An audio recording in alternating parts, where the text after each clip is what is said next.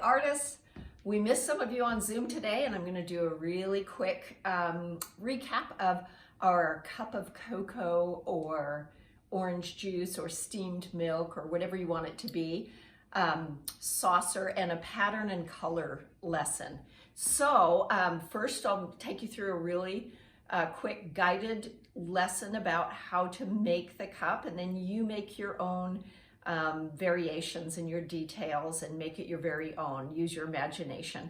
But we'll kind of walk through the basics of getting it done and how to put your horizon line in, and then what the top and bottom will look like. I'll show you a little picture of some options that I found online that are really cute. These are done painting with paint, so they're going to be a little bit different. And I noticed that they didn't really put cocoa in their cups. They're just a different pattern inside. So we're going to try to put cocoa in our cups and make them look a little bit more like we have something that's steaming. I like those steam lines too. So you can see they're all different types, and as we get started, I would say just to start with a round circle. That's going to be the top of your cup, and you can come down and loop back up, and that can be any shape you want. In fact, I'd love you to try different shapes and styles. Maybe there's a square bottom, maybe it has a taller and thinner or shorter like a teacup.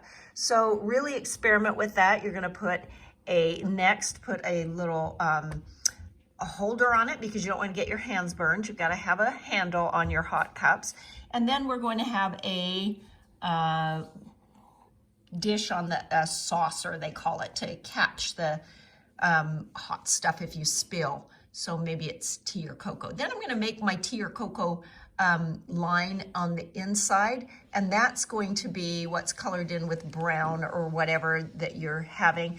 And this is where practicing will help, because maybe you're going to put some floating marshmallows and you don't want to draw your outline over those floating marshmallows, or even leave room for a spoon if you've got a spoon in there, or maybe it's a straw or something. So this is where you'll probably lightly pencil it in before you do your outline with crayon or magic marker. We're just going to work with whatever you have at home: crayons, colored pencils, oil pastels, chalk, and the outline will be with a black crayon, or with often I do Sharpie and then fill in with crayon because I like how crayon looks. So the last piece of it really is going to be deciding where the horizon line is.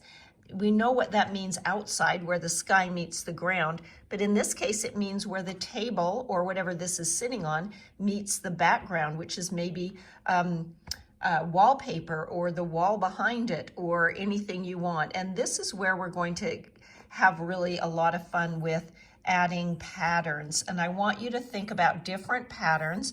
If you do a striped pattern on the bottom part, think about doing something really opposite on the top, like polka dots. So make these different enough that you can see the difference. And then of course you can do anything you want with your cup of tea or cocoa. You can make it like a little china cup with little flower things. You can make it total patterns with stripes. Almost anything goes with that, and the saucer as well. So this is one that I've done with some crayon and the crayon outline, and I've done this one with a little bit more delicate with the Sharpie outline. And so I just continue filling these in every other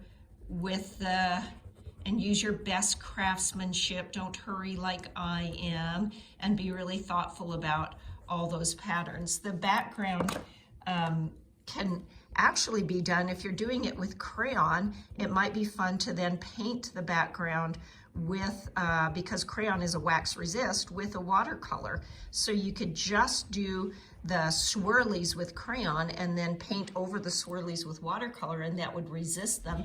And that would be a way of washing that background a little bit quicker. Well, I'm going to continue working on this and figure out what I want my mug to look like. And then when I finish it up, I'll post it for you to see. And I hope to see all your variations. It'll be super interesting to see what we're all drinking in our cup.